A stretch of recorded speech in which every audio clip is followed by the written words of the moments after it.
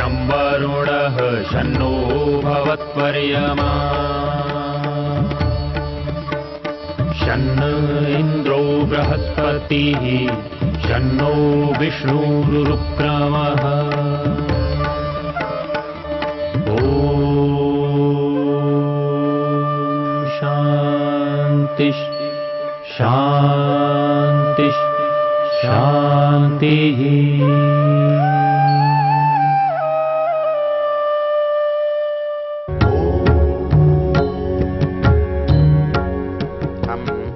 यजुर्वेद के शिव संकल्प मंत्रों की चर्चा कर रहे हैं। ये 34वें अध्याय के 6 मंत्र हैं और इनमें से प्रत्येक मंत्र के अंत का जो वाक्य है वो तन्मे मनः शिव संकल्पमस्तु, मेरा ऐसा मन शिव संकल्पों वाला होवे, ये इसमें कामना की गई है। और इस कामना करने से 2 प्रयोजनों का पता चलता है।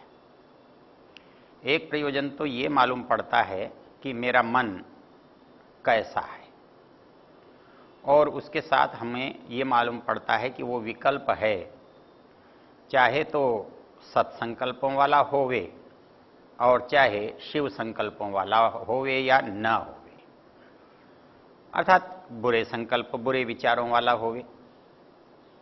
तो ये जो 2 परिस्थितियां हैं ये इन मंत्रों से स्पष्ट होती हैं। मंत्रों का ऋषि शिव संकल्प और मंत्रों का देवता मन है। पीछे हमने इसके पहले मंत्र की चर्चा की थी, यज्जाग्रतो दूरमुदयति दैवं तदुसुप्तस्य तथैवैति दूरंगमं ज्योतिषां ज्योतिरेकम तन्मे मनः शिव संकल्पमस्तु। ये जो मेरा मन है शिव संकल्पों वाला होवे कैसा है, तो बताया था कि वो जागते हुए भी सक्रिय रहता है और वो सोते हुए भी सक्रिय रहता है। यह जाग्रतो दूरम उदयति तदुसुप्तस्य तथैवैति, अर्थात उसके सोने और जागने से, हमारे सोने की प्रक्रिया से और जागने की प्रक्रिया से मन के व्यापार पर कोई अंतर नहीं आता। मन सदा सक्रिय रहता है, जैसा जितना जागृत स्थिति में मन सक्रिय रहता है उतनी ही सक्रियता उसकी हमारे सोने की स्थिति में भी होती है। तो इसलिए जागृतः तदुसुप्तस्य तथैवैति। वहाँ 2 विशेषण और बताए थे, दूरंगमम, ज्योतिषाम ज्योति और एकम।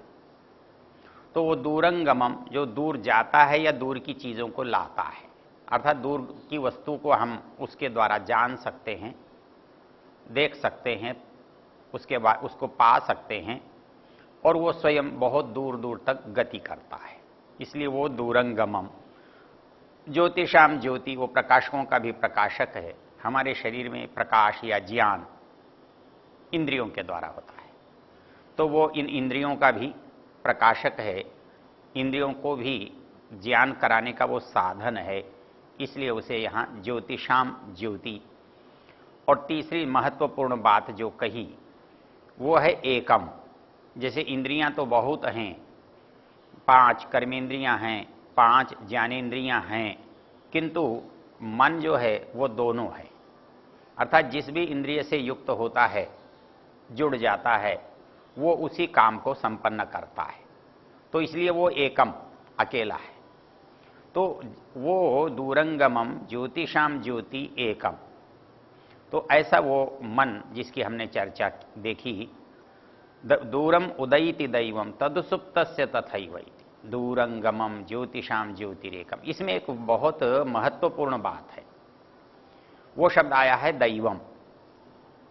दैवम ये तो स्वयं दिव्य गुणों वाला है, और या दिव्यताओं का, दिव्य गुणों वाले पदार्थों का स्वामी है। तो ये दैवम, ये मन जो दैव है, ये दैव मन का अभिप्राय हमको तब समझ में आएगा जब हम दूसरे मंत्र की चर्चा करेंगे, तो वहाँ पर यक्ष मन की चर्चा की गई है। तो दैव मन जो है वो दिव्यताओं के लिए है, और यक्ष मन का ग्रहण सक्रियता के लिए है। अर्थात मन के द्वारा जो दो तरह के काम किए जाते हैं, अर्थात ज्ञान की प्राप्ति करना और क्रियाओं को संपन्न कराना। तो क्रियाओं को संपन्न कराने के समय ये कर्मेंद्रियों से जुड़ा हुआ होता है और ज्ञान प्राप्ति और ज्ञान के आदान प्रदान करते समय यह ज्ञानेंद्रियों से जुड़ा हुआ होता है। दूसरे मंत्र में जो शब्द आए हैं वो भी इसी प्रकार के हैं। येन कर्मण्यपसः मनीषिणः यज्ञे कृण्वन्ति विदथेषु धीराः यदपूर्वं यक्षमन्तः प्रजानां तन्मे मनः शिव संकल्पमस्तु। इसका सामान्य शब्दार्थ है येन कर्मण्यपसः मनीषिणः यज्ञे कृण्वन्ति। कहता है कि जो मनीषी हैं, कैसे मनीषी हैं, उसके लिए यहाँ एक विशेष शब्द का प्रयोग किया गया है, अपसः। सामान्य रूपे आप जल भी होता है, यहाँ अपह कर्म है। तो जो कर्मनिष्ठ मनीषी हैं, जिनका ज्ञान कर्म के धरातल पर उतरा हुआ है और वो अपने कर्म इसके कारण से करते हैं। येन कर्मण्यपसो मनीषिणो कृण्वन्ति यज्ञेषु विदथेषु धीरा। अर्थात वो जो काम कर रहा है ये मन, इसके मन काम, जिसके काम अच्छे होते हैं वो कैसे लोग होते हैं, वो इन कामों को विदथेषु यज्ञेषु, यज्ञ सामान्य रूप में प्रचलित अर्थ से बाहर है। हम सामान्य प्रचलित अर्थ में यज्ञ को अग्निहोत्र तक सीमित रखते हैं, लेकिन यहाँ यज्ञ जो है मन के कार्यों का द्योतक है। तो मन कैसे कैसे कार्यों को करे कि वो कार्य यज्ञीय हो जाए, वो कार्य यज्ञ बन जाए। तो ऐसे समस्त जितने कार्य यज्ञीय हैं उनको ये मन संपन्न करता है। ऋषि दयानंद जब इसका अर्थ करते हैं तो वो कहते हैं कि वेद के अध्ययन करने में, योग का अभ्यास करने में, सज्जनों का सत्संग करने में और योग का अभ्यास करते हुए वेद का पठन पाठन करने में, अर्थात वेद का पठन पाठन करना यज्ञ है, सत्संग करना यज्ञ है, धर्म का आचरण करना यज्ञ है और अग्निहोत्र आदि कार्य करना और योगाभ्यास करना यज्ञ है। तो कहता है यज्ञेषु कर्माणि कुर्वन्ति, इसी मन के द्वारा ऐसा करना संभव है। अर्थात यदि हम चाहते हैं हम अच्छा काम करें तो वो मन के बिना संभव नहीं होता। तो हमें मन को अच्छा बनाना, अच्छे काम करने की पहली आवश्यकता है। इस बात को हम ऐसे समझ सकते हैं कि हम जो करते हैं क्या वो कभी बिना सोचे किया जा सकता है। एक कल्पना कीजिए कि कोई व्यक्ति कहीं अपने घर से निकलकर बाजार जा रहा है, तो क्या वो बाजार जाने से पहले उसने सोचा है या वैसे ही बाजार जाने के लिए निकल पड़ा है? तो हम देखेंगे कि मनुष्य जब जब कुछ करता है तब तब पहले उसके बारे में विचार करता है, सोचता है, वो बात उसके ध्यान में आती है, मन में आती है, चाहे वो एक दिशा से दूसरी दिशा की ओर दृष्टि घुमाना ही क्यों न हो। जब उसके मन में आता है मुझे उधर देखना चाहिए, तब उसकी गर्दन उधर घूमती है, उसकी नजरें उधर दौड़ती हैं और वो उन चीजों को देखता है।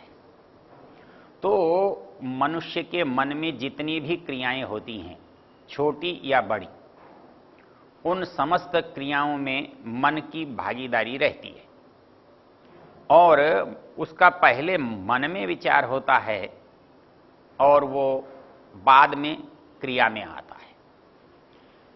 हम ये भी जानते हैं कि जो मन में विचार आता है वो केवल अच्छा विचार हो, श्रेष्ठ विचार हो, इसलिए वो मन में आता है, ऐसा नहीं है।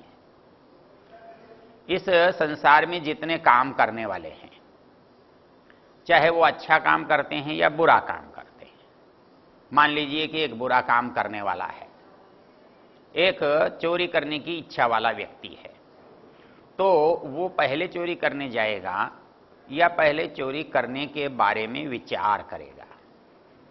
तो हम अनुभव ये करते हैं और ऐसा देखते हैं कि वो मनुष्य पहले चोरी के विचार में व्यस्त होता है, उसको चोरी के लाभ दिखाई देते हैं, चोरी के उपाय करने पड़ते हैं, उनमें आने वाली बाधाओं का विचार करना होता है, और जब वो उसे क्रियान्वित करने के लिए आगे बढ़ता है।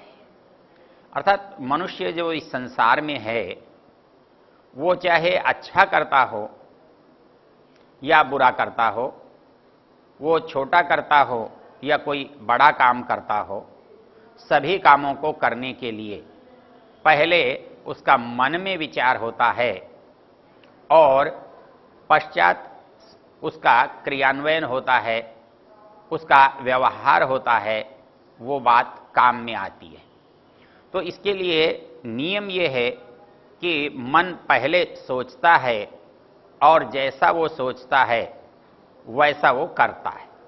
इसलिए हमारे समझने की जो महत्वपूर्ण बात है वो ये है, यदि हम ये अपेक्षा करते हैं, ये इच्छा करते हैं और ये चाहते हैं कि कोई व्यक्ति अच्छा करे, यदि कोई व्यक्ति अच्छा बने, तो हमें उसे सबसे पहले एक काम करना होगा कि उसके अंदर अच्छे विचारों का समावेश करना होगा।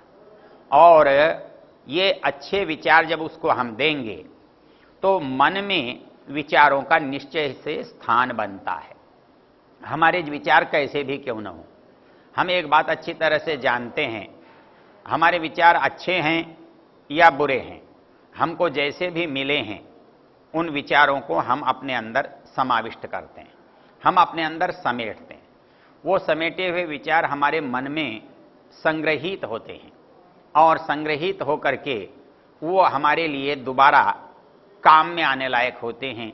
वो हमारा विचार करने की जो शैली है, विचार करने की जो पद्धति है, उसमें वो मूलभूत सामग्री का काम करते हैं।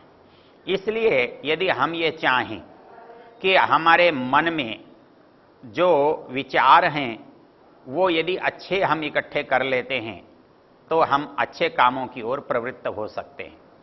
इसलिए हमारे यहाँ समाज में एक नियम है, और नियम ये है, यदि हम किसी व्यक्ति को अच्छा बनाना चाहते हैं, उसको अच्छे रास्ते की ओर प्रवृत्त करना चाहते हैं, तो अच्छे रास्ते की ओर प्रवृत्त करने के लिए हमें उसे अच्छे विचारों से जोड़ने की आवश्यकता होती है।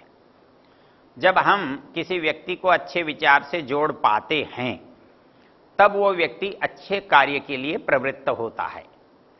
इसलिए जब हम कोई बात करते हैं, हम पढ़ने की बात करते हैं, अच्छी पुस्तकें पढ़ें, अच्छे दृश्यों को देखें, अच्छे विचारों को सुनें, अच्छे विचारों के बारे में चिंतन करें, तो उसका एक ही अभिप्राय होता है कि हमारे मन की जो परिस्थिति है वो सतत अच्छी बनी रहे। हमारी मूल समस्या ये है कि मन को करना है।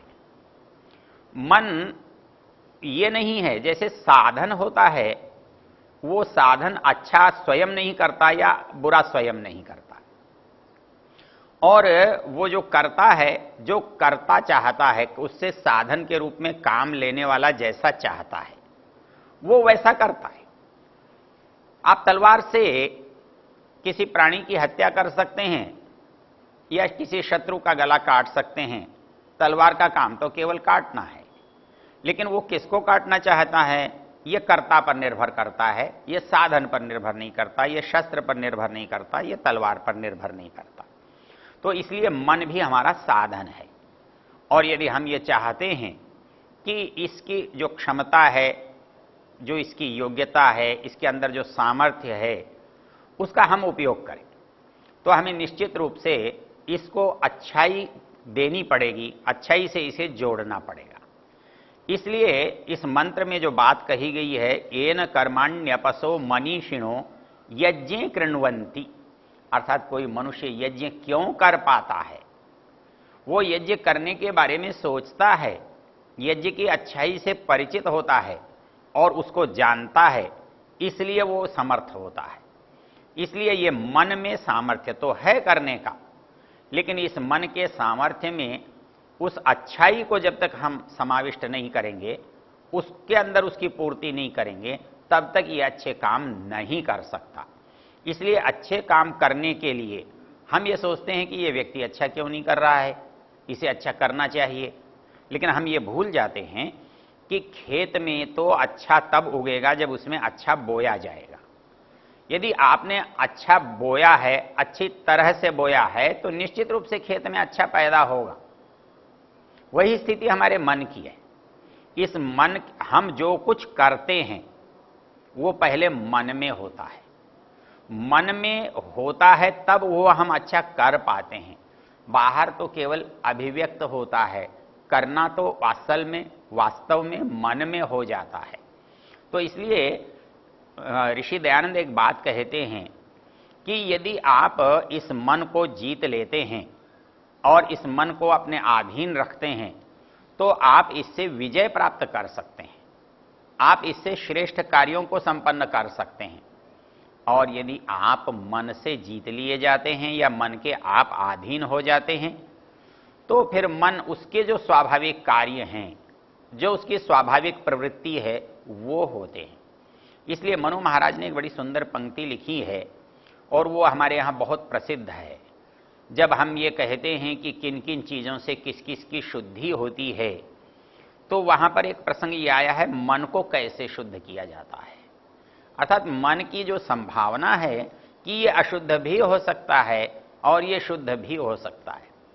ये सबसे महत्वपूर्ण बात ये है कि यहाँ पर हमें एक स्वतंत्रता मिली हुई है, और ये स्वतंत्रता जो है, हम इसे बहुत प्रायः ये समझ बैठते हैं कि ये हमारे लिए बड़ा संकट है। अर्थात हम बुरा करें, कितना अच्छा हो कि ईश्वर हमको बुरा न कराए।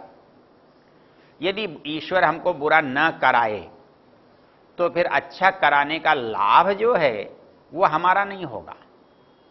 अच्छा करने की जो योग्यता या सामर्थ्य है वो हमारी नहीं कहलाएगी। वो योग्यता फिर जिसने बुरा करने से रोका है उसका हो जाएगा। तो मेरा सामर्थ्य ही मेरा कर्म होगा, मेरा कर्म ही मेरे फल के प्रति उत्तरदायी होगा।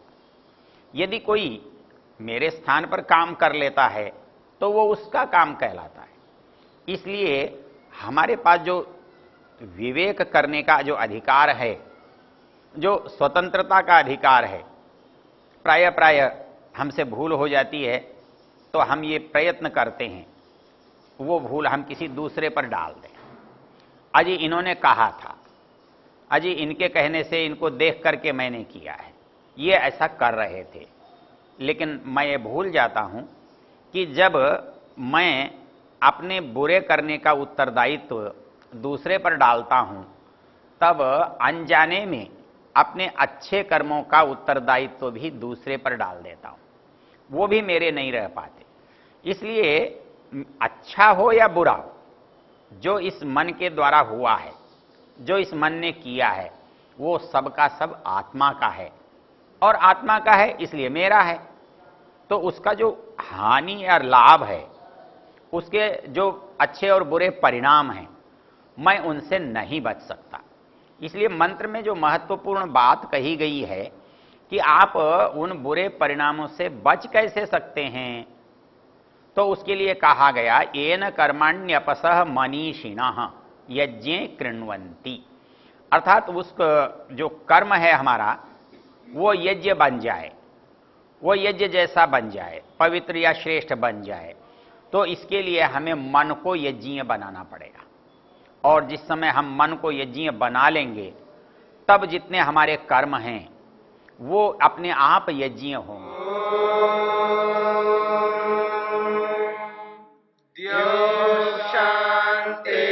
शांतिरंतरिक्षं शांति पृथिवी शांतिरापः शांतिरोषधयः शांतिः वनस्पतयः शांतिर्विश्वे देवा शांतिर्ब्रह्म शांति सर्वं शांति। शान्तिरेव शान्ति क्षमा शान्तिरेधि ॐ शान्ति शान्ति शान्ति